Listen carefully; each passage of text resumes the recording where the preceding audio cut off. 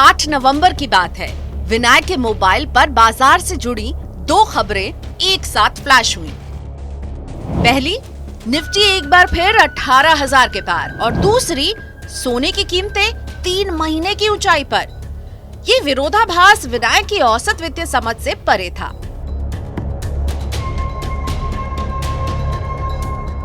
उनके वित्तीय सलाहकार ने तो वर्षों से उन्हें यही समझाया कि शेयर बाजार की तेजी सोने की चमक को फीकी करती है और इसके उलट जब शेयर बाजार टूटते हैं तो सोना महंगा होता है।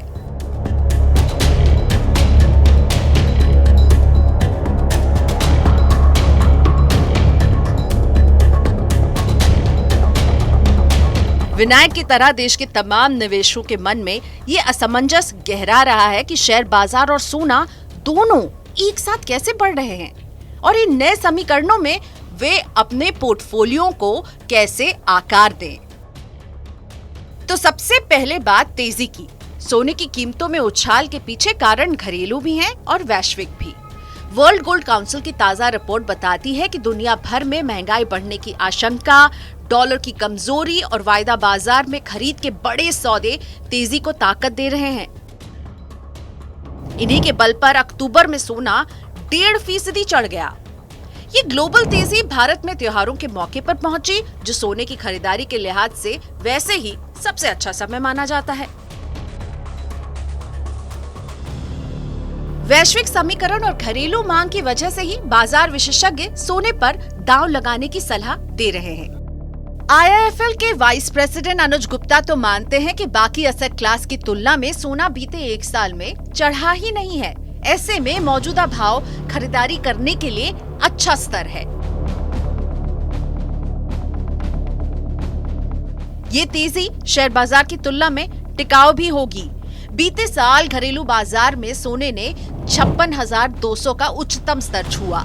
मौजूदा भाव 48,000 के करीब है।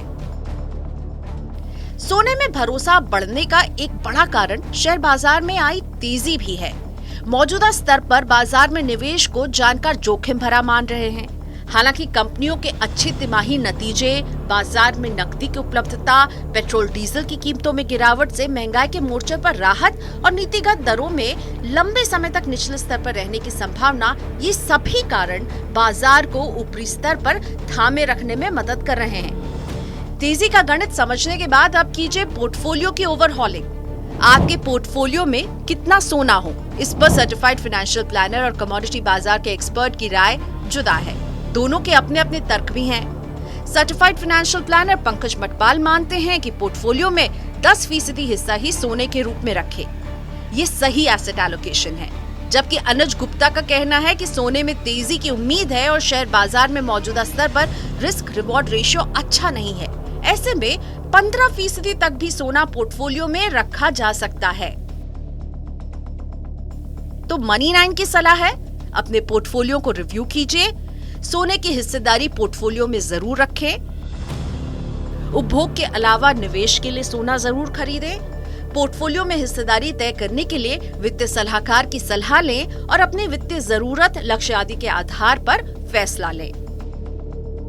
और अंत में चलते चलते ध्यान रहे कि सॉवरेन गोल्ड बॉन्ड का नया इशू नवंबर के अंत में आने वाला है। 29 नवंबर से 3 दिसंबर के बीच में अगर आप डिजिटल गोल्ड में निवेश करने का इरादा रखते हैं तो ये एक अच्छा विकल्प हो सकता है। और इसके बारे में ज्यादा जानने के लिए इस वीडियो के बाद पढ़िए मनी9 की वेबसाइट पर 9 सूत्र, यानी 2 खबरें हम आपके लिए लेकर आए हैं जो 9 लाइन में आपको उस खबर से जुड़ी हर जानकारी देगी। जानिए कहां से आप खरीद सकते हैं गोल्ड बॉन्ड और नेशनल स्टॉक एक्सचेंज गोल्ड के बाजार में क्या कर रहा है। तो रुक कीजिए मनी9 की वेबसाइट का।